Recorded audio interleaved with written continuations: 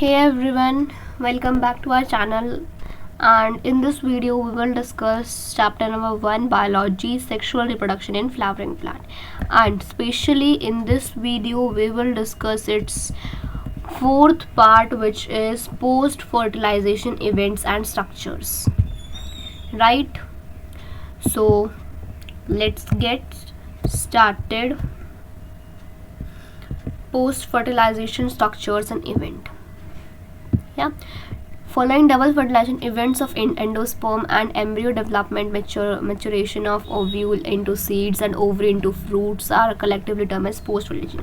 अब post fertilisation events क्या होते हैं? जब एक मेच्योर ओव्यूल जो होता है वो डेवलप होता है एक सीड में, और ओवरी जो होती है वो फ्रूट में. Events of endosperm and embryo development. Mature, अब जब ओव्यूल मैच्योर हो जाता है तो वो सीड में डेवलप होता है और ओव्यूल जो होती है वो फ्रूट में डेवलप होती है. तो फर्स्ट पार्ट पढ़ते हैं, which is endosperm. Endosperm development proceeds embryo development. Why? The primary endosperm cell divides repeatedly and form a triploid endosperm tissue.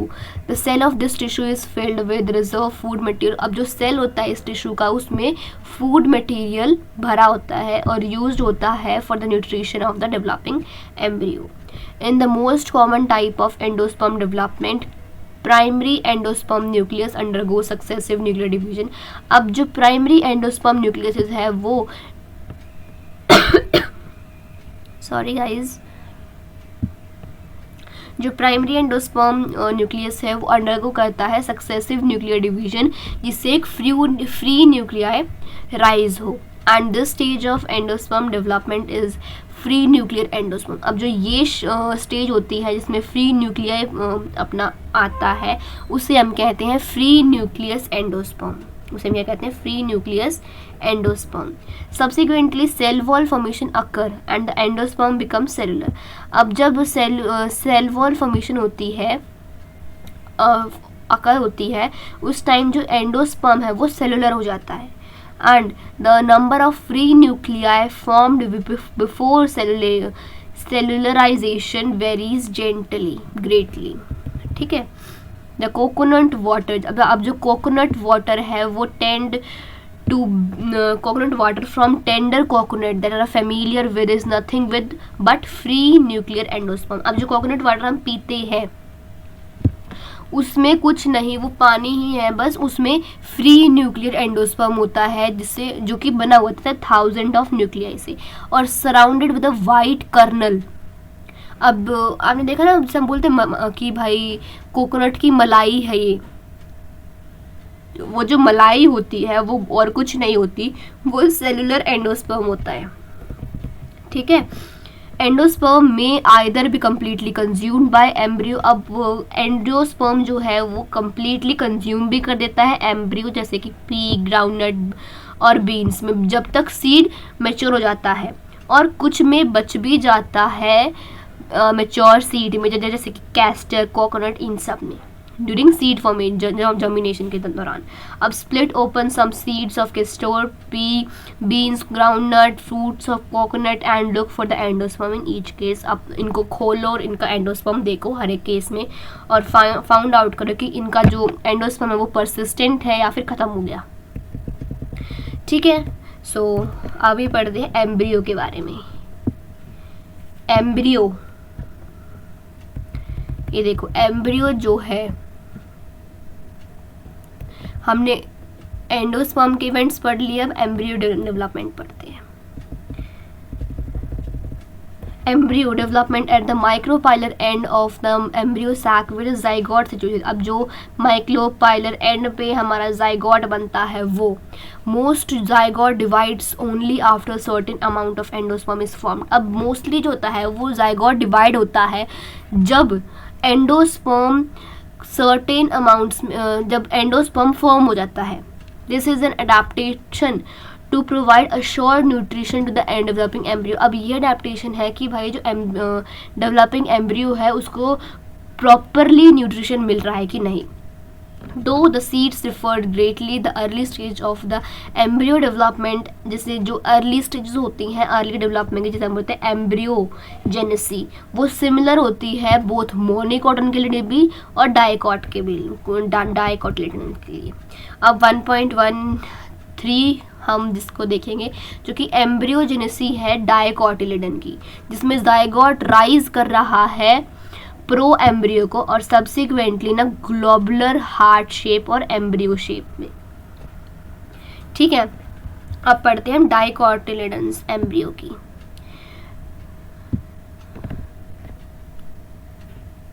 ठीक है,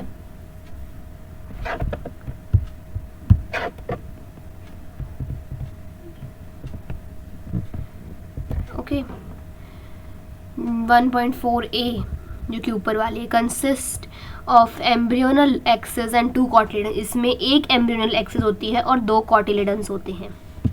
और जो पोर्शन होता है एम्ब्रियोनल एक्सेस का above the level of cotyledon जो वो होती है एपिकोटाइल। अब जो पोर्शन होता है एम्ब्रियोनल एक्सेस के ऊपर का उसे हम कहते हैं एपिकोटाइल, जो कि हम देखते हैं अभी। ये देखो यहाँ से हमारी एम्ब्रियोनल एक्सिस जाती है। एम्ब्रियोनल एक्सिस के ऊपर का अब देखो, एक second guys, what is this, क्या हो रहा है? अच्छा एक सेकेंड, अब जो एपिकोटाइल है वो टर्मिनेट हो जाती है with ओव्यू plumule and stem tip.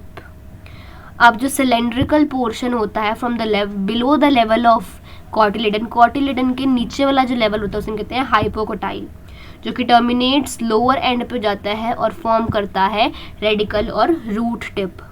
अब जो रूट टिप है वो कवर्ड होती है रूट कैप से। अभी देखते हैं, देखो हाइपोकोटाइल बिलो, अब कॉटिलेडन से ऊपर वाला पोर्शन, ऊपर वाला जो पोर्शन होता है ये किसका होता है? ये होता है हमारा, एक सेकेंड, ये होता है ये पोर्शन होता है हमारा एपिकोटाइल का, जो कि फॉर्म होके प्लूम्यूल बनता है। और below the portion of cotyledon which is known as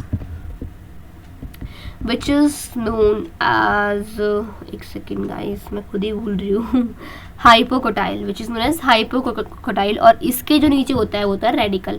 अब रेडिकल का जो रूट है वो किससे कवर होता है? By root cap. ये देखो ये कैप दिखाई दे रही होगी आपको, राइट? ये कैप टाइप स्ट्रक्चर। तो दैट्स ऑल फॉर डाइकोटिलेडन्स। अब पढ़ते हैं हम मोनोकोटिलेडन्स। पोजेस ओनली, अब इसमें बस एक ही कोटिलेडन होता है, लेकिन डाइकोट में 2 कोटिलेडन होते हैं। ग्रास फैमिली में कोटिलेडन इज कॉल्ड स्क्यूटेलम। अब ग्रास फैमिली में हम कोटिलेडन ना बोल के उसे बोलते हैं स्क्यूटेलम बोलते हैं, जो कि एक साइड टुवर्ड्स वन एंड, जिसे हम कहते हैं lateral of the embryonal axis. अब जो टुवर्ड्स वन साइड है उसे हम बोलते हैं लेटरल। देखो इसमें कहीं भी हमें कॉटिलेडन नजर नहीं आ रहा है, इसमें देखो कॉटिलेडन की जगह क्या बोलते हैं? Scutellum, right? अब now at its lower end the embryonal axis has